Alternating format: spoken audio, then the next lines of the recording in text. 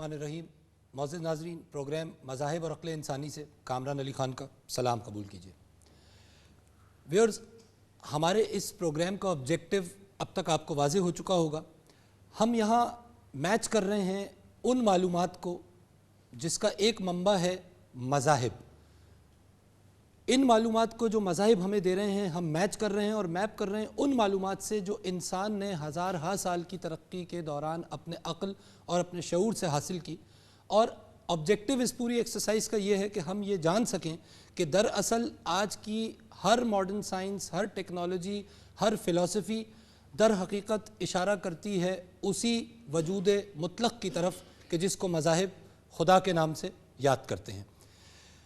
दोस्तों, पिछले प्रोग्राम में हमने डिस्कशन शुरू किया न्यू थॉट पे, यानी इंसान ने अपनी तरक्की के साथ किस तरह मज़ाहिब से हासिल की गई इंफॉर्मेशन को अपनाया, अपने अंदर जज़्ब किया और इस जज़्ब के प्रोसेस को बढ़ाते हुए अपने इल्म दानिश की तरक्की की।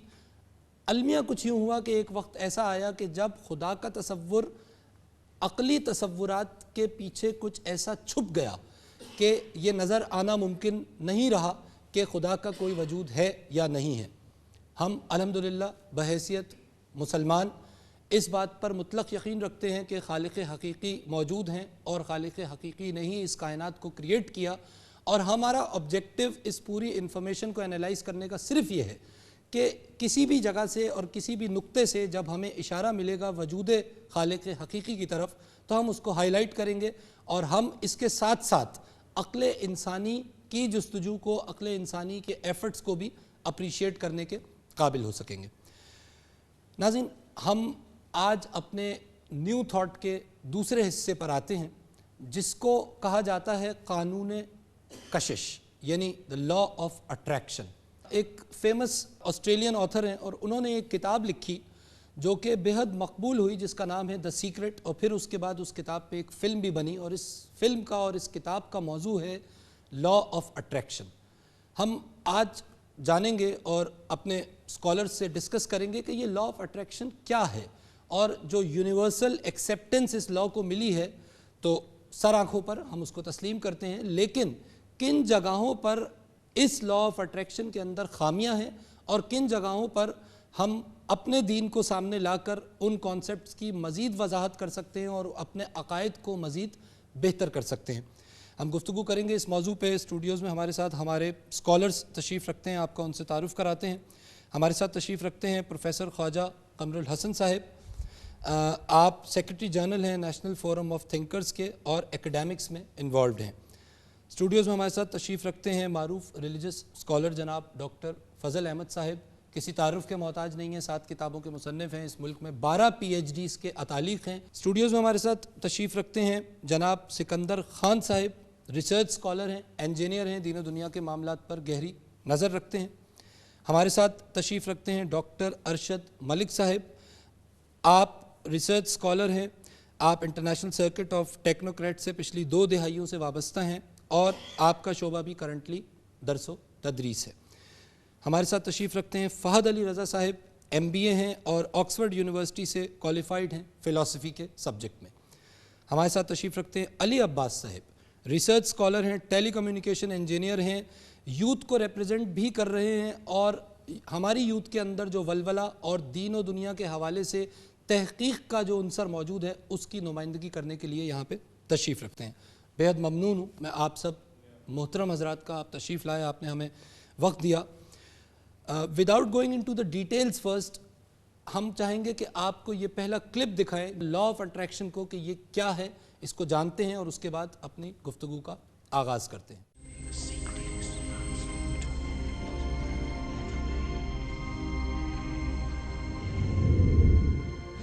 You've probably been sitting there wondering, what is the secret?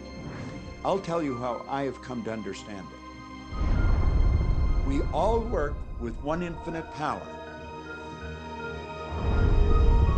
We all guide ourselves by exactly the same laws. The natural laws of the universe are so precise that we don't even have any difficulty building spaceships We can send people to the moon, and we can time the landing with the precision of a fraction of a second. I don't care if you're in India, if you're in Australia, New Zealand, Stockholm, or London, or Toronto, or Montreal, or New York. We're all working with one power, one law. It's attraction. The secret is the law of attraction. Everything that's coming into your life, you are attracting into your life. And it's attracted to you by virtue of the images you're holding in your mind. It's what you're thinking. You see, whatever is going on in your mind, you are attracting to you. Now, wise people have always known that. You can go right back to the ancient Babylonians. They've always known this. It's a small, select group of people. Why do you think that 1% of the population earns around 96% of all the money that's being earned? Do you think that's an accident? It's no accident. It's designed that way. They understand something. They understand the secret. And you are being introduced to the secret. The simplest way for me to look at the law of attraction is if I think of myself as a magnet, and I know that a magnet will attract to it. Very basically put, the law of attraction says that like attracts like, but we're really talking at a level of thought. Our job as humans is to hold on to the thoughts of what we want, make it absolute clear in our minds what we want, and from that we start to invoke one of the greatest laws in the universe, and that's the law of attraction. You become what you think about most, but you also attract what you think about most. If you see it in here, you're going to hold it here. And that principle can be summed up in 3 simple words. Thoughts become things. नाज़रीन, आपने video देखी और इस law of attraction का concept क्या है इसको हम डिस्कस करेंगे। यहाँ पे हम एक वक्फा लेंगे, हमारे साथ ही रहिएगा।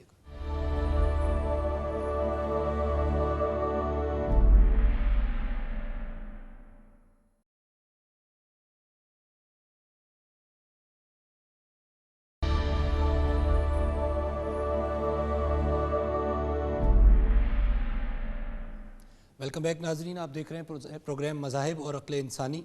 और आपने ब्रेक पे जाने से पहले नाज़रीन एक क्लिप देखी, और इस क्लिप के अंदर जो बुनियादी कॉन्सेप्ट है लॉ ऑफ अट्रैक्शन का वो पेश किया गया।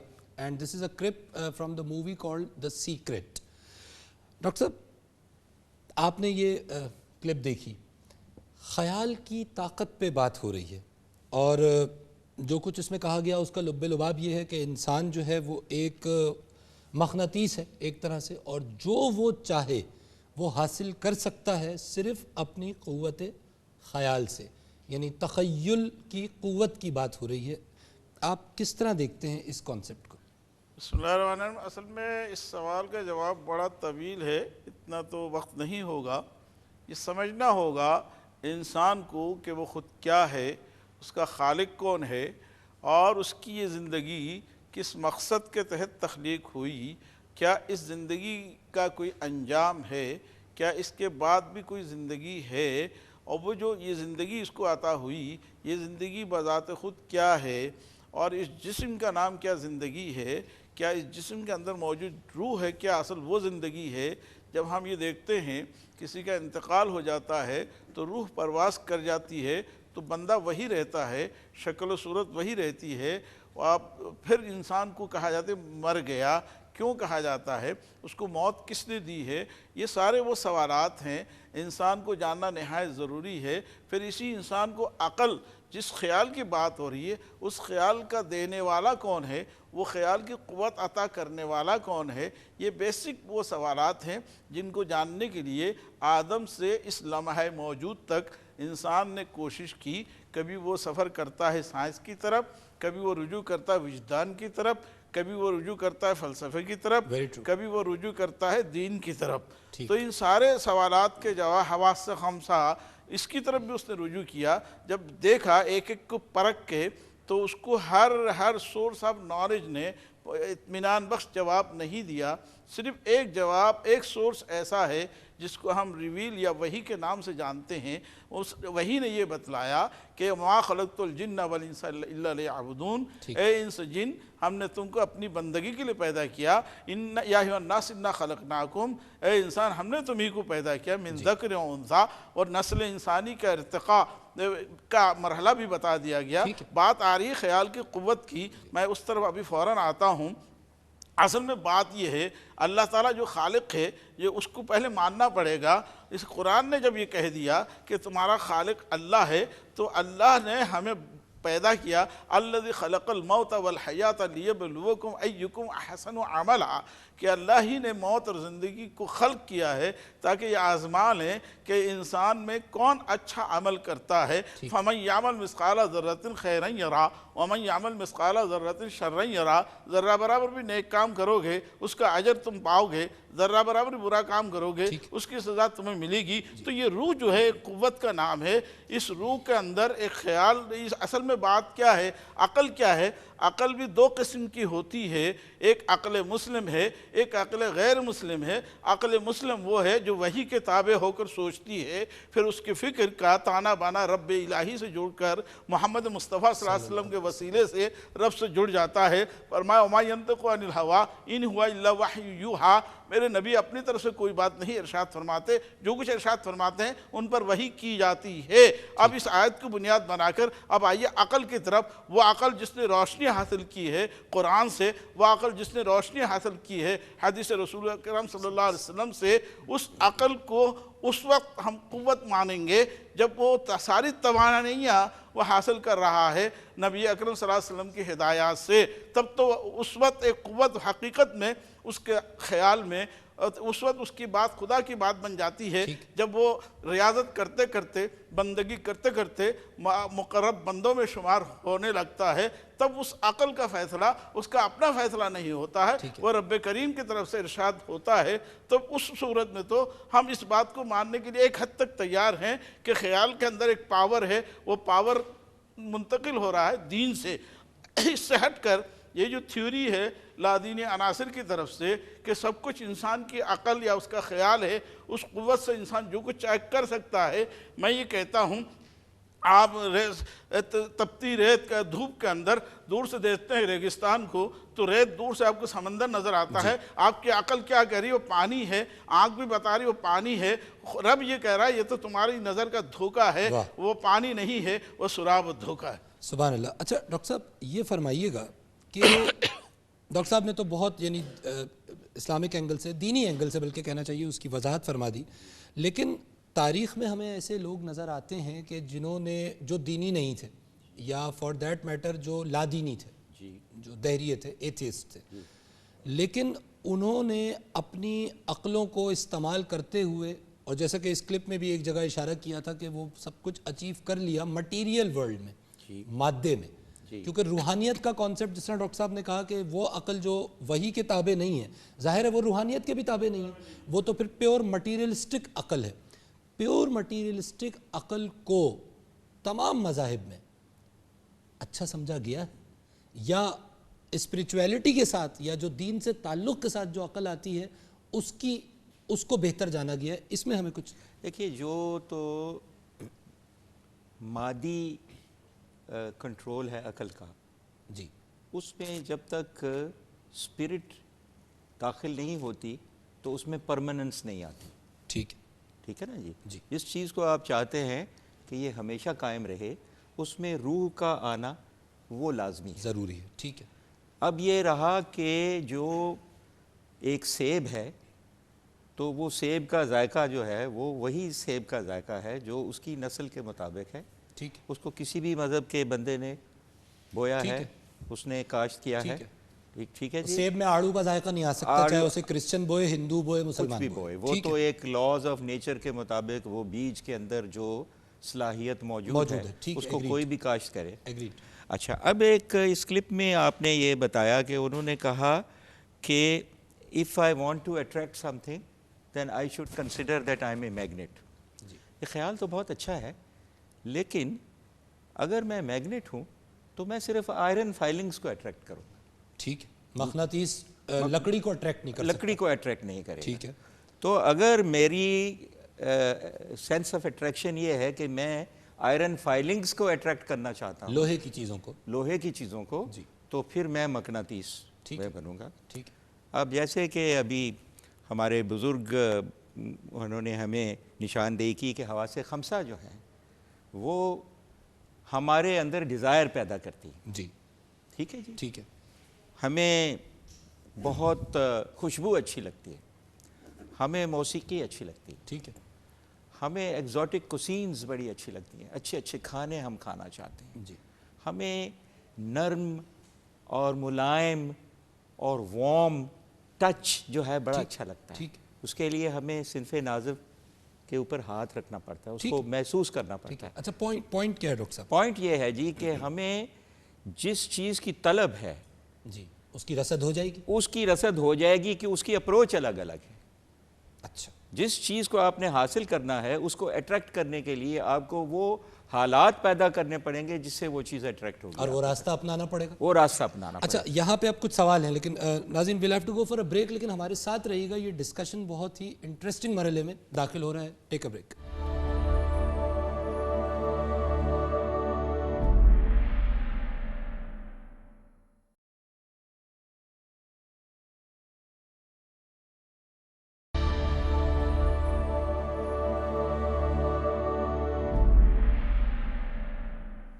ویلکم بیک ناظرین، آپ دیکھ رہے ہیں پروگرام مذاہب اور عقل انسانی، اور ہم آج گفتگو کر رہے ہیں ایک نیو تھاٹ پروسیس پہ جس کا نام آج کی سائنس رکھتی ہے لا آف اٹریکشن. اچھا علی عباس صاحب، ڈاکٹر صاحب نے اور ڈاکٹر فضل احمد صاحب نے بھی اس لا کو سمجھانے میں ہماری کچھ مدد کی. آپ کے کامنٹس کیا ہیں اس حوالے سے؟ ڈاکٹر صاحب نے اور ڈاکٹر ارشاد صاحب نے ان لوگوں نے جو ہے وہ اس کا جو ہے وہ کافی اسلامک پوائنٹ آف ویو بتایا. اور ڈاکٹر صاحب جیسے کہ کہہ رہے تھے کہ اگر میں مغناطیس ہوں تو میں جو ہوں وہ خالی آئرن فائلنگس کو اٹریکٹ کر سکتا ہوں. ایک جو بات میں پھر ریپیٹ کرنا چاہوں گا جو میں پچھلے پروگرام میں بھی کر رہا تھا وہ یہ ہے کہ ہم اس لا کی امپلیمنٹیشن کو نہیں دیکھ رہے ہیں. میں جو ہوں وہ تھوڑا سا جو ہے وہ اس وقت ڈاکٹر صاحب سے جو ہے ڈس ایگری کرتا ہوں کہ انہوں نے کہا کہ جی اگر تو میں وحی اور جو ہے وہ سنت محمد صلی اللہ علیہ وسلم کو مانتا ہوں اس کے بعد تو یہ لا آف اٹریکشن جو ہے وہ کچھ حد تک قابل قبول ہے. نہیں، معذرت کے ساتھ ایسا اس لیے نہیں ہے کیونکہ دنیا میں اس وقت زیادہ تر عقل والے نان مسلمز ہیں. اگر ایسا ہوتا تو پھر تو مسلمانوں کو پتہ نہیں کہاں ہونا چاہیے تھا. اس کے علاوہ صرف ایک چھوٹی سی اور بات، عمل سے زندگی بنتی ہے، جنت بھی جہنم. بالکل. اور جو بات اٹریکشن کی تھی تو دیکھیں پھر بات وہ ہے عمل کاؤنٹ کر رہے ہیں. جی عمل بھی کاؤنٹ کر رہا ہے اور پھر آپ کی نیت بھی کاؤنٹ کر رہی ہے. ہم لوگوں کو جو ہے وہ انٹر میں ایک پویم پڑھائی جاتی ہے جس میں لکھا ہوتا ہے the man who wins is the man who thinks he can. اگر میں کسی چیز کو حاصل کرنا چاہتا ہوں چاہے وہ ایگزوٹک کوسینز ہوں یا چاہے وہ معرفت الہی ہو، جب تک میں یہ خیال پیدا نہیں کر لیتا کہ میں یہ کام کر سکتا ہوں تب تک میں وہ کام کبھی بھی نہیں کر پاؤں گا. ٹھیک ہے، یعنی ول کی آپ بات کر رہے ہیں. فری ول کا جو کانسیپٹ ہے وہ یہاں پہ بہت اچھا. اب یہ ایک الگ بحث ہے کہ ول کو فری ہونا چاہیے یا تابع ہونا چاہیے، اس پہ ہم ایک اور جگہ پہ بات کریں گے. سر، لا آف اٹریکشن کو اصل میں ہم لوگ تھوڑا سا کنفیوز کر رہے ہیں کیونکہ یہ جو ویڈیو تھی اس میں اور رونڈا نے بھی یہ اس کو پریزنٹ کیا ایز اے سائنس کہ جی یہ ہمارے آرگیومنٹ تھی، یہ پروف ہے، اب یہ تھیوری ہو گئی. It has been presented as a thorough fact of science. بالکل جی جی. It is not. کیونکہ proved نہیں. اچھا اب ہوتا یہ ہے کہ بائی نیچر ہم لوگ جس بھی وجہ سے ہم لوگ سائنس اور ریلیجن کو ہمیشہ اینٹاگنسٹک رکھتے ہیں تو اس کی وجہ سے میرے حساب سے it is not that different. کیونکہ جب آپ دعا مانگتے ہیں بڑے نٹی گریٹی ڈفرینسز ہوتے ہیں. ایک میرے خیال میں یہ ہوتا ہے کہ آپ جب دعا مانگتے ہیں آپ کو کوئی چیز چاہیے ہوتی ہے، آپ یقین رکھتے ہیں کہ میں اگر دعا میری صاف ستھری ہے تو میرا رب مجھے دے گا. تو ہاں یہ ضرور ہے کہ ہم کنونشنل وزڈم میں کم از کم ہمارا جو پاکستانی اسلام ہے اس میں ہم یہ کہتے ہیں کہ جی اگر وہ چیز جو آپ کو چاہیے وہ نہ بھی ملے تو شاید اس میں کوئی بہتری ہو. ٹھیک. دعائیں معلق ہونے کا کانسیپٹ بھی کچھ دعائیں جو قبول نہیں ہوتی وہ معلق ہو جاتی ہیں. میں وضاحت کر دوں. جی ڈاکٹر صاحب. اصل میں بات یہ ہے، یہ دعا جو بات ہو رہی ہے جی یہ اصل میں ایک اللہ اور بندے کے درمیان ایک تعلق ہے. ٹھیک ہے. اس میں کشش جو کہا جا رہا ہے اس میں بھی ایک کشش ہے. بالکل ہے. لا آف اٹریکشن یا پچھلے پروگرام میں اس کو ڈیفائن بھی کر چکے ہیں، کشش ہے انرجیز کو اور ان سب تو چیزوں کو. میں یہ عرض کر رہا تھا کہ دعا کی 3 صورتیں نبی اکرم صلی اللہ علیہ وسلم نے قبولیت کی بیان فرمائی ہیں. نمبر 1 یہ کہ اللہ تعالیٰ جو عالم و خبیر ہے، جو آپ کا خالق ہے، آپ کے مزاج کو جانتا ہے کیا چیز آپ کے لیے اچھی ہے، کیا چیز آپ کے لیے بری ہے. اگر رب کے علم میں وہ چیز آپ کے لیے بہتر ہے تو اسی وقت آپ کو وہ چیز پرووائڈ کر دی جاتی ہے. نمبر ایک. نمبر دو یہ ہے کہ اگر وہ چیز آپ کے لیے اچھی نہیں ہے تو رب دعا کو رائے گاہ نہیں جانے دیتے، اس کے بدلے میں آپ پر آنے والی کوئی مصیبت یا کوئی پریشانی کو دور کر دیتے ہیں. نمبر تین، اللہ تعالیٰ یا تو ان دونوں، تیسری صورت یہ ہے اس دعا کو آخرت کے لیے ذخیرہ بنا دیا جاتا ہے. اور جب بندہ رب کے حضور پیش ہوگا، جو قبول نہ ہونے والی دعاؤں کے بدلے میں اجر و ثواب کا ذخیرہ جو دیکھے گا، یہ آرزو کرے گا کاش میری کوئی دعا قبول ہوئی ہی نہ ہوتی. ٹھیک ہے جی. اگر اس چیز کو سر اگر آپ کلیریفائی کر لیں، کیا نان مسلمز کی دعا، کچھ دعاؤں کو اگر وہی ویلیو ملتی ہے جو مسلمانوں کی دعاؤں کو ویلیو ملتی ہے، تو یہ پوائنٹ پروو ہو جاتا ہے ان کا کہ یہ کچھ حد تک صحیح ہے ان کے جو یہ آرگومنٹ ہے. یعنی دیکھیے دعا مذہب کی تخصیص کے بغیر قبول ہوتی ہے، یہ پوائنٹ ہے. جی بالکل. ہاں اصل میں بات یہ ہے وہ رب العالمین ہیں. حدیث میں اس کی وضاحت موجود ہے. جو نان مسلم جو اچھے کام کرتے ہیں ان کو دنیا میں ہی اس لیے فرمایا دنیا و سجن المومنین و جنت الکافرین. مومنین کے لیے جنت ہے، کافروں کے لیے جنت ہے، مومنین کے لیے قید خانہ ہے. تو اللہ تعالیٰ اس کی دعاؤں کا ثمر جو ہے دنیا میں مرتب کر دیتے ہیں، آخرت میں وہ ذخیرہ نہیں ہوتا ہے. جہاں تک بھائی نے کہا کہ ول جو چاہے حاصل کر سکتے ہیں، حضرت علی مرتضیٰ رضی اللہ تعالیٰ عنہ جس کو نبی اکرم صلی اللہ علیہ وسلم جن کے بارے میں ارشاد فرماتے ہیں انا مدینۃ العلم وعلی بابہا، کہ میں علم کا شہر ہوں، حضرت علی اس کے دروازہ ہیں. وہ کیا کہتے ہیں؟ عرفت ربی بفسخ العزائم، کہ میں نے اپنے رب کو اپنے ول کی ناکامی کی صورت میں پہچانا ہے. تو ول کا تعلق رب کی طرف سے ہے.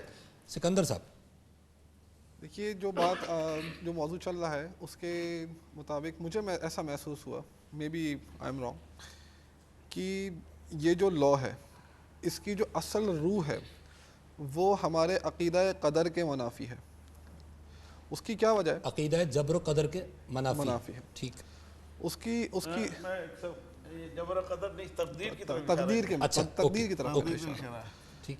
اور تقدیر جو ہے وہ ہمارے بنیادی عقائد میں سے ایک ہے. تقدیر کو مانے بغیر کوئی شخص اسلام کے دائرے میں آ ہی نہیں سکتا. ٹھیک ہے.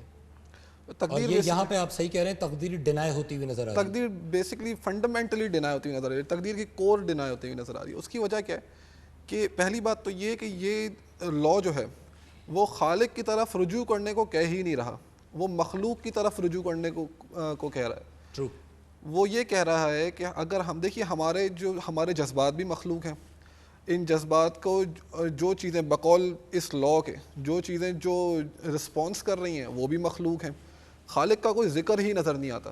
تو ایسے خالق کا ذکر جہاں نہیں ہے تو یقیناً جو ہے وہ تقدیر کی نفی ہے. یہاں پہ ہمارے بھائی نے، میرے چھوٹے بھائی علی نے جو ہے یہ پوائنٹ ریز کیا تھا کہ دیکھیے میں ول کے ذریعے ایگزوٹک کزائنس بھی جو ہے وہ اس کو بھی حاصل کر سکتا ہوں اور معرفت الہی بھی. میرا خیال بالکل اس کے برخلاف ہے. میرا خیال یہ ہے کہ آپ ایک نہ کوئی دنیاوی چیز جو ہے وہ حاصل کر سکتے ہیں اپنے ول کے ذریعے، نہ ہی معرفت الہی حاصل کر سکتے ہیں. اگر میں غلط نہیں ہوں تو حدیث شریف میں آتا ہے کہ اگر اللہ سبحانہ و تعالیٰ تمام کائنات کے تمام انسانوں کو اگر جہنم میں دھکیل دے بشمول انبیاء علیہ الصلوۃ والسلام، تو اللہ تعالیٰ جو ہے وہ جابر نہیں ہے. کہنے کا مقصد یہ ہے کہ کوئی انسان اللہ تعالیٰ کی عبادت اس طرح سے نہیں کر سکتا کہ وہ اپنی ول کے ذریعے معرفت الہی کو حاصل کر لے. ٹھیک ہے. اللہ تعالیٰ عطا کے تحت اللہ تعالیٰ اگر انبیاء علیہ الصلوۃ والسلام کو بھی. لیکن میرا ایک سوال ہے، لیس للانسان الا ما سعی، یہ پھر کیا بات ہو رہی ہے ڈاکٹر صاحب؟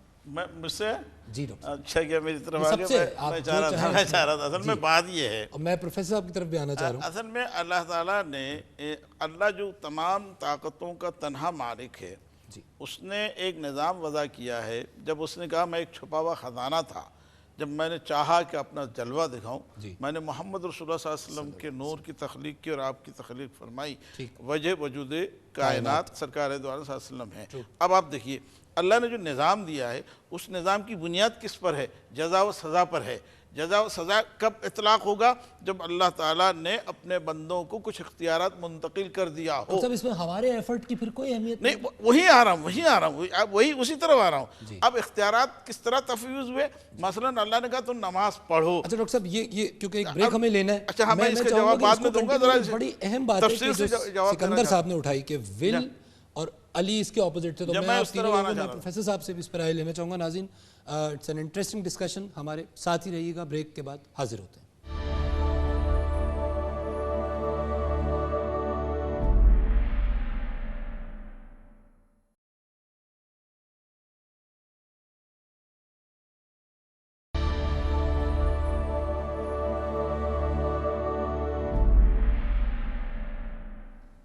ویلکم بیک ناظرین, آپ دیکھ رہے ہیں پروگرام مذاہب اور عقل انسانی, اور ہم ڈسکس کر رہے ہیں ماڈرن تھاٹ کو, لا آف اٹریکشن کو. ڈاکٹر صاحب, بریک پہ جانے سے پہلے آپ ہمیں یہ بتا رہے تھے, میں نے آپ سے بیسیکلی ایک سوال کیا تھا کہ کیا انسانی ول کی, میری خواہش کی, کہ میں خواہش سے چاہوں تو برائی حاصل کر لوں, اور میں اپنی خواہش سے چاہوں تو, جس طرح علی نے کہا تھا, معرفت الہی, تو مطلب مجھے کچھ جستجو کرنی ہوگی, ایفرٹ کرنا ہوگا, اس کو اس لا آف اٹریکشن سے آپ کہاں ریلیٹ کرتے ہیں؟ دیکھیے, آپ نے اس سے پہلے جو ارشاد فرمایا تھا لیس للانسان الا ما سعى وان سعيه كان مشکورا, تو آپ یہ دیکھیے کہ انسان کو وہی ملتا ہے جس کی وہ محنت کرتا ہے. اس محنت کی شرط کیا؟ میں یہاں یہ عرض کر رہا تھا, جیسے اللہ نے قانون دیا, نماز پڑھو, حکم دیا ہے. اب نماز پڑھنے نہ پڑھنے کا اختیار اس بندے کو دیا, جبھی تو جزا و سزا کا قانون کا اطلاق ہوگا. اسی طریقے سے اللہ نے وَمَا مِن دَابَّةٍ فِي الْأَرْضِ إِلَّا عَلَى اللَّهِ رِزْقُهَا, اللہ رازق ہے تمام یعنی دنیا میں موجود مخلوقات کے رزق کا. اس کے باوجود اس نے یہ قانون دیا کہ تمہیں ہم یہ پابند کرتے ہیں, تمہیں اپنے ایفرٹس کرنی ہے, تقدو جد و جہد کرنا ہے. من جدہ فوجدہ, جو کوشش کرے گا وہی پائے گا. تو اس اصول کے تحت قانون کشش جو یہ بندہ تخلیق کر رہا ہے, اس کا خالق بھی تو خدا ہے. اب وہ مانے نہ مانے, تو کشش اللہ نے دیکھیں انسان کے اندر جذبہ کشش سے رکھا ہے, لیکن اس کشش کو اللہ کی طرف جب آپ موڑ دیتے ہیں تو آپ ولی نبی کے منصب پر فائز ہو جاتے ہیں. اچھا پروفیسر صاحب, اس کا کیا یہ مطلب نکل رہا ہے کہ قانون کشش یا جو بھی اس کو ہم نام دے دیں, اس طرح کی ایک چیز ضرور موجود ہے, لیکن یہ تابع ہے اس خالق کی بنائی ہوئی تمام چیزوں کے تحت, یعنی یہ کوئی انڈیویجول چیز نہیں ہے کہ جس سے آپ خالق کو ہٹا دیں اور پھر بھی یہ ویلڈ رہے گا. کیا یہ مطلب نکل رہا ہے اس بات سے؟ میں اس سے پہلے بنیادی سوال کی طرف آنا چاہوں گا. جو لا آف اٹریکشن ہے, اس کا اساسی اور بنیاد جو ہے وہ خیال پر ہے. خیال پر. اور یہ جو تصور خیال کا ہے, یہ کوئی 1 صدی یا 2 صدی یا کچھ عرصے کا نہیں ہے, بلکہ یہ ہزاروں سال قبل مسیح افلاطون نے آئیڈیل اسٹیٹ کے حوالے سے پیش کیا تھا, اور وہ یہی تھا کہ پہلے خیال و تصور ہے اور اس کے ذریعے حقیقت تک پہنچا جا سکتا ہے. لیکن جہاں تک دنیا کے ادراک کا تعلق ہے, وہ خیال کے ذریعے وہیں تک آدمی دسترس رکھ سکتا ہے جہاں حواس خمسہ کی اپروچ ہے یا پہنچ ہے. اس سے باہر اس کا عمل دخل نہیں ہے مادی اعتبار سے. یعنی حواس خمسہ سے کے تحت جو چیز ادراک میں نہیں آ رہی, اس کا خیال کیسے آئے گا, لہذا وہاں نہیں پہنچ سکتا. تو حقیقت میں اس کائنات کی تسخیر کے لیے اور اپنی قوت کشش, یعنی جو انسان کی پیدائش کے وقت اس کی فطرت میں ودیت کی گئی تھی کہ وہ اپنے خالق کو پہچانے, یہ اس کی تشفی و تسکین جب ہوگی جب وہ معرفت حاصل کرتا ہے. اور معرفت کے حصول کے بعد وہ شاید اس سچی حقیقت تک پہنچ سکے جو مذہب ہمارا تصور پیش کرتا ہے. لیکن وہ جو ویسٹ کا کنسیپٹ ہے یا لا آف اٹریکشن کے تحت ہمیں تصور ملتا ہے, وہ حقیقت میں اس حقیقت تک پہنچنا اس کے لیے ناممکن نہیں ہے. وہ صرف دنیاوی معاملات مادیت کے حوالے تک تو ہے, کسی حوالے سے افیکٹو ہو وہاں تک, لیکن ادر دین مادیت شاید اس کا وجود ممکن نہ ہو. اور پلیز کلیریفائی کرنا چاہوں گا, جیسے سکندر کہہ رہے تھے, اصل میں جو پرابلم آتا ہے ویسٹ کی ایچ اینڈ ایوری فلاسفی اور اسلام یا کسی ریلیجن کا, وہ ہے that is the missing link, جس کی یہ بھی شروع میں بات کرے تھے, جس کو جو ہے وہ ہم کانسیپٹ خدا کہیں کچھ بھی کہیں. بات یہ ہے کہ اس پوری لا آف اٹریکشن میں آپ صرف ایک دعا کے ایلیمنٹ کو انسرٹ کر لیں and then it will totally fit into the Islamic point of view. اس کے لیے وہ میں صرف اپنی بات کو سپورٹ کرنے کے لیے امام جعفر صادق علیہ السلام سے کسی شخص نے سوال کیا کہ دعا کا کانسیپٹ بتا دیجئے تقدیر کے حوالے سے. تو سکندر آپ بات کرتے تھے, تو انہوں نے امام نے کہا کہ تقدیر اور دعا کا تعلق یہ ہے کہ اگر تقدیر میں کوئی بات لکھ دی گئی ہے تو وہ اس طرح لکھی ہے کہ اگر تم اس کے لیے دعا مانگو گے تو وہ تمہیں عطا ہو جائے گی, اور اگر دعا نہیں مانگو گے تو پھر وہ بات جیسے ہو رہی تھی وہ معاملہ ویسے ہی طے پا جائے گا. ٹھیک ہے. تو اف وی اور میں جو ہوں وہ اس کانسیپٹ کو ڈیفینڈ نہیں کر رہا, مگر اسی دا سیکرٹ کے پارٹ 2 میں بیونڈ دا سیکرٹ میں they have actually introduce the concept of faith, جہاں پہ انہوں نے یہ بات کری ہے کہ پھر کانسیپٹ آف فیتھ آتا ہے. تقدیر کی اپنی بہت ساری علتیں ہیں, مگر پھر بات وہ یہ کہ اگر ہم دعا کے کانسیپٹ کو سمجھ لیں, اس لیے کیونکہ میں اپنی بات پہ ابھی بھی سٹینڈ کرتا ہوں کہ اگر مجھے معرفت الہی چاہیے ہے یا مجھے جو ہے وہ ایک لینڈ کروزر گاڑی چاہیے, if I do not have the will, اگر مجھ میں وہ خواہش ہی نہیں پیدا ہوئی ہے, اگر مجھ میں وہ صحیح اور جستجو کرنے کی ہی ہمت نہیں ہے, تو میں اس سے آگے ایک قدم بھی بڑھ نہیں سکتا. علی سے میں یہاں اتفاق رکھوں گا کہ چاہے آدمی جس بھی مذہب کا ہو یا ایتھیسٹ ہو, وہ تو ہے, ڈیمانڈ تو ہے, ایک دل تو چاہتا ہے. اب کیا اس دل چاہنے, اس میں ایک بڑی اچھی بات دا سیکرٹ میں ہے کہ اس میں یہ چیز رک جاتی ہے اگر جو بھی سیکرٹ کا فالوور ہے, کہ وہ پھر بلا وجہ کوشش کر کے ہر قسم کی مین سے کوشش کر کے وہ چیز حاصل کرنے کی کوشش کرے. اس کو ایک بڑا ایک اچھا ایک خوبصورت نان وائلنٹ طریقہ مل جاتا ہے. میں تھوڑے سے I am out on a limb here کہ وہ یہ اپنے کہے کہ جی میں سوچوں گا, میں اپنی زندگی خوش کروں گا, اپنا بڑا پازیٹیو تھنکنگ کروں گا, مجھے وہ چیز مل جائے گی, چاہے وہ چیز اسرائیل کی انڈیپینڈنس ہو, چاہے وہ پیلسٹائن کی انڈیپینڈنس ہو. اب وہ تو پھر وہ جو بھی اس کے خالق ہے اس کے ڈیپینڈ کرتا ہے کہ وہ ہاؤ اٹ ورکس آؤٹ. لیکن اگر اس طرح سے ہم لوگ پازیٹیو تھنکنگ شروع کر دیں تو ہمارے بہت سارے مسئلے حل ہو جائیں گے. Two things they need to be aware of. One, it has been proven now scientifically that an affirmative thought is hundreds of times more powerful than a negative thought. So that eliminates a degree of worry right there. You live in a reality where there is this buffer of time, and truly that serves you. You're really not wanting to be in an environment where your thoughts manifest immediately.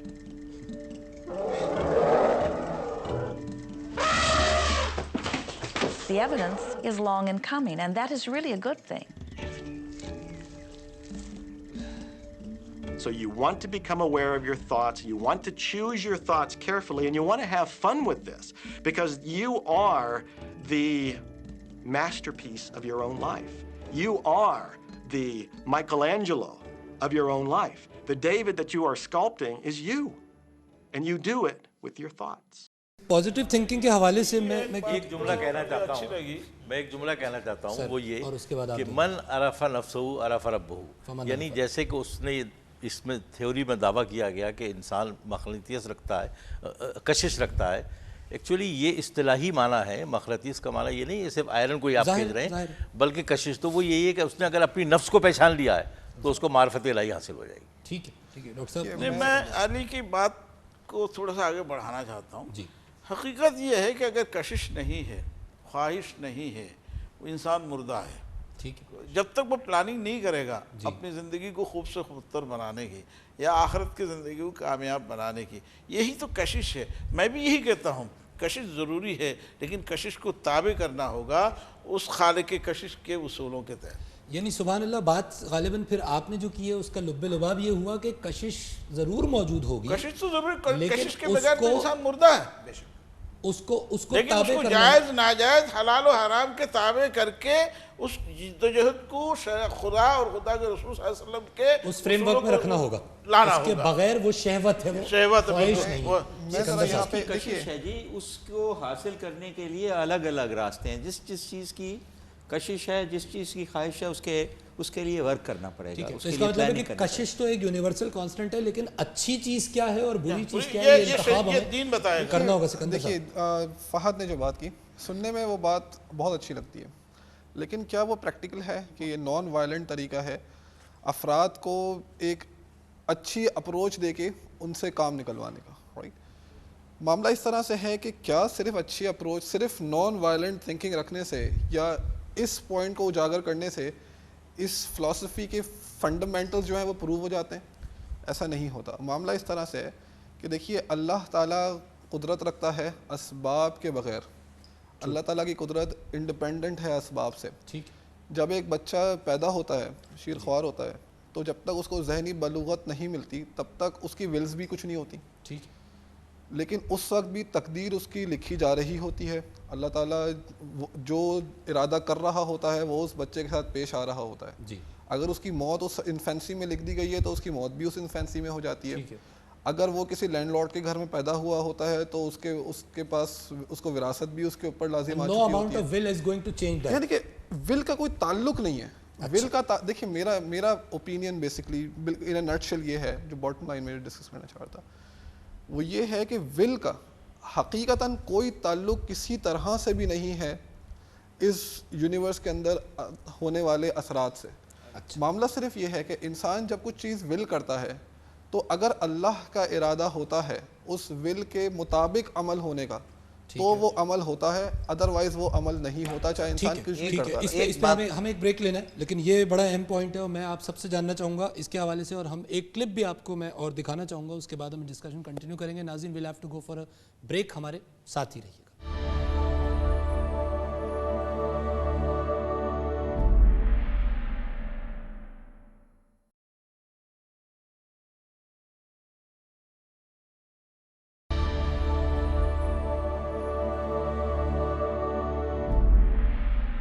Joy, love, freedom, happiness, laughter. That's what it is. And if you've just experienced joy sitting there and meditating for an hour, by golly, do that. If you experience joy eating a salami sandwich, then do that. When I pet my cat, I'm in a state of joy. When I walk in nature, I'm in a state of joy. So I want to constantly put myself in that state. And when I do that, then all I have to do is have the intention of what I want, and what I want manifest. So inner happiness actually is the fuel of success. Anything that makes you feel good is always going to be drawing in more. You are listening to this right now.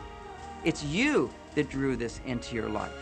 It's your choice whether you want to take it and utilize it. If it feels good, if it doesn't feel good, then you know, let it go. Find something that feels good, that resonates with your heart.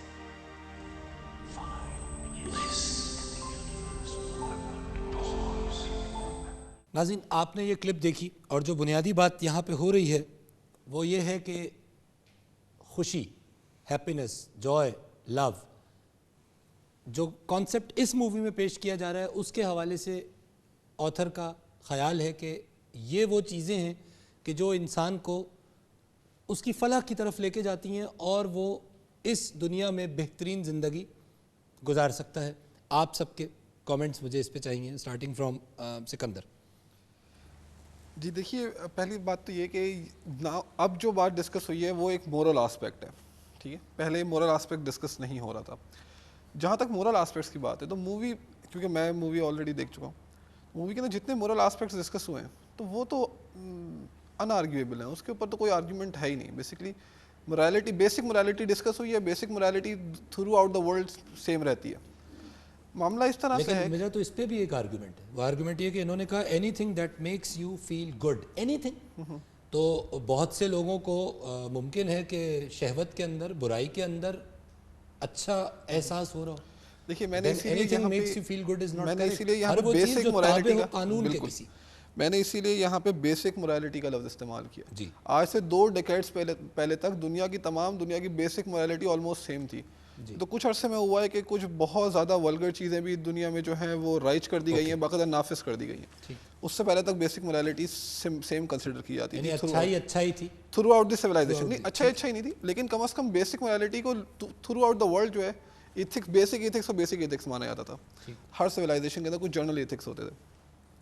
معاملہ اس طرح سے جو میں سمجھا ہوں کہ 2 aspects ہیں movie کے. ایک ٹوٹلی فلاسفیکل آسپیکٹ ہے, ڈاکٹرینیٹو آسپیکٹ ہے, دوسرا مورل آسپیکٹ ہے. مورل آسپیکٹ کے اوپر کسی قسم کی کوئی ڈس ایگریمنٹ نہیں ہے, لیکن میں یہاں پہ یہ پوائنٹ ایڈ کرنا چاہوں گا کہ مورل آسپیکٹس کو سمجھنے کے لیے مجھے دا سیکرٹ کی ضرورت نہیں ہے, میرے لیے میرا اسلام کافی ہے. مجھے تو پوری مووی میں جس پارٹ میں اعتراض ہے وہ اس کے مورل آسپیکٹس میں ہی ہے, کیونکہ بھائی ایٹ لیسٹ, اور یہ بات جو ہے وہ اسلامک پوائنٹ آف ویو سے بھی جو ہے وہ پروو ہو سکتی ہے کہ جس بندے نے زندگی میں بھائی کبھی غم نہیں دیکھا نا, وہ زندگی میں نہ پیار کو سمجھ سکتا ہے نہ وہ ہیپینس کو.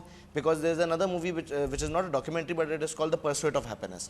اور اس کے اندر بات یہ ہے, until I have not realise that my shoe is pinching me, I will never appreciate a comfortable shoe. ٹھیک ہے. تو جو یہ اسپیکٹ ہے مووی کا کہ انٹر جو اس نے کہا کہ جی آپ ساری اچھائی کو لے لیں, ساری برائی کو جو آپ کو فیلنگ, جو آپ کو غلط فیلنگ دے رہی ہے اور آپ کو دکھی کر رہی ہے وہ چھوڑ دیں. تو نہیں, بیکاز انسان جتنا ایک سورو سٹیٹ میں جتنا ایک غم کی سٹیٹ میں سیکھ سکتا ہے اتنا وہ ہیپینس کی سٹیٹ میں کبھی بھی نہیں سیکھتا ہے. اچھا یہ تو ایک بڑا اہم پوائنٹ ہے, لیکن ڈاکٹر صاحب مجھے یہ بتائیے کہ یہ جو بات ہو رہی ہے کہ جی جو چیز آپ کو خوش کر دے, تو یہ تو پھر سارا ٹوکرا جو ہے یہ مجھ پہ آ گیا. اب یہ تو ڈیپینڈ کرتا ہے کہ مجھے کیا چیز خوش کر رہی ہے. ہو سکتا ہے مجھے ایک انتہائی غلط عمل خوش کر رہا ہو, تو یہاں پر دین کس جگہ لائن ڈرا کرتا ہے؟ بسم اللہ الرحمن الرحیم. دیکھیے خوشی کا معیار اور پیمانہ کیا ہے؟ خوشی اور محبت دونوں کی بات ہوئی ہر لحاظ سے. دیکھیے محبت اور خوشی کا تعلق میں ایک واقعہ بیان کر دوں. نبی اکرم صلی اللہ علیہ وسلم بہت تیزی سے بولتا ہوں کہ وقت کم ہے. مدینہ تشریف لے گئے, وہاں دیکھا کہ مدینہ کے لوگ اپنے طور پر خوشی منانے کے لیے دن مقرر کر رکھے تھے. حضور اکرم صلی اللہ علیہ وسلم نے پوچھا یہ کیا ہے, کہ نہیں ان کے خوشی منانے کے دن ہے. پھر دوسرے دن آپ کی پر وحی آ گئی تو عید الاضحیٰ اور عید الفطر کا تحفہ دے گیا. خوشی منانے کے لیے اسلام نے فریم ورک دے دیا, روکا نہیں ہے, لیکن حد بندی اصول دیے ہیں جس میں فواحشات و منکرات نہ ہو اور خوشی انسانیت کے دائرے میں رہ کر آپ منا سکتے ہیں. یعنی خوشی اور محبت وہ ہو جو اللہ کی رضا کے تابع ہے, رضا کے تابع ہے, قانون قدرت کے تابع ہے, قانون شریعت کے تابع ہے. ڈاکٹر صاحب نے مجھے فرمایا ختم ہو گیا کہ خوشی اور محبت کا جو یہ تصور ہے اس کو حاصل کیا جائے, اگر بندہ نفس کا تابع ہے تو پھر خوشی اور محبت کے نگیٹو معنی سامنے آئیں گے. لیکن اگر اس نے معرفت الہی حاصل کی ہے اور اس نے اپنے رب کی نگاہ سے دیکھا ہے تو پھر بندوں سے وہ پیار کرے گا. یعنی اینگل کیا ہے اصل میں یہ کاؤنٹ کر رہا ہے. خدمت خلق کا تصور سامنے آتا ہے. یہاں میں ایک بات وہ بھی کہنا چاہتا ہوں جی, اس میں یہ کہا گیا کہ آدمی اپنی ول سے نہیں کرتا بلکہ اللہ تعالیٰ نے ایک تقدیر بنا دی اس کے تابع ہے. بات یہ ہے کہ انسان اپنے اعمال میں آزاد ہے, اچھائی اور برائی اس کو بتا دی گئی ہے. اب اگر وہ اپنی ول میں آزاد نہیں ہوگا اور تقدیر کے تابع ہوتا تو پھر جزا اور سزا کا تصور بے معنی ہو جاتا, تصور نہ ہوتا. میں آخری سوال ڈاکٹر صاحب, وقت ختم ہو گیا ہے. اقبال کا ایک شعر یاد آتا ہے کہ نگاہ مرد مومن سے بدل جاتی ہیں تقدیریں. کیا بات ہو رہی ہے؟ دیکھیے سر, بات یہ ہے کہ نگاہ مرد مومن سے بدل جاتی ہیں. اس کا کانسیپٹ یہ ہے کہ مرد مومن جو ہے وہ سچے دماغ والا, صاف دماغ والا اور ٹروتھ فل بندہ ہے. اور ٹروتھ فل بندہ جب اللہ سے کوئی چیز ڈیمانڈ کرتا ہے تو اللہ وہ چیز اس کو دیتا ہے. تو اگر آپ سچے مرد صفائی والے ہیں تو اللہ آپ کی بات مانتا ہے. اب اس مووی میں جو کانسیپٹ انہوں نے دیا ہے کہ چیز کو حاصل کرو irrespective of the moral aspect اور دی ریلیجیس اسپیکٹ, اچھی لگتی ہے تو رکھو, نہیں اچھی لگتی تو اس کو جانے دو. میں دو انسٹنسز, ایک تو یہ ٹامس ہارڈی کا ناول ہے ریٹرن آف دی نیٹو.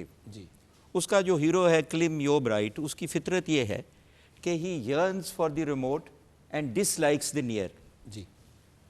اور فینسی جو پوئم ہے کیٹس کی, وہ کہتا ہے کہ جب آپ کی ڈیزائر پوری ہو جاتی ہے تو کہتا ہے let the winged fancy roam, pleasure never is at home, at a touch sweet joy melteth like to rain, like to heaven when rain pelteth. تو اس کا مطلب ہے کہ جب ڈیزائر پوری ہو جاتی ہے تو خواہش ختم ہو جاتی ہے اور انسان کو اٹریکشن بھی ختم ہو جاتی ہے. میں بہت مشکور ہوں تمام شرکائے گرامی کا. موضوع ایسا ہے کہ اس پہ ہم چاہیں تو گھنٹوں گفتگو کر سکتے ہیں, لیکن ظاہر ہے ایک محدود وقت ہے ہمارے پاس.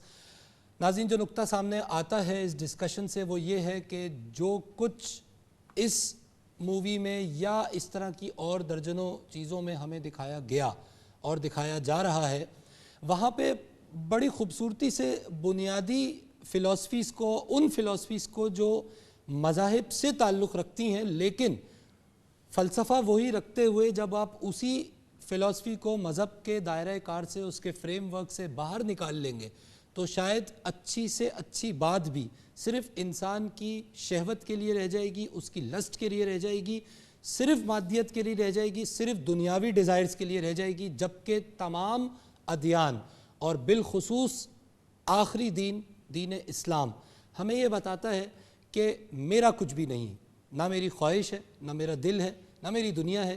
جو کچھ ہے وہ تابع ہے اس خالق حقیقی کی مرضی کے تحت. تو اگر اس مرضی کو میں جان سکتا ہوں اور اس کو اپنا سکتا ہوں تو یہ راستہ ہے میری فلاح کا, اس کے علاوہ کوئی دوسرا راستہ ممکن نہیں ہے. انشاءاللہ اگلے پروگرام میں اگلے موضوع کے ساتھ آپ سے ملاقات ہوگی. تب تک کے لیے اجازت دیجیے. اللہ حافظ.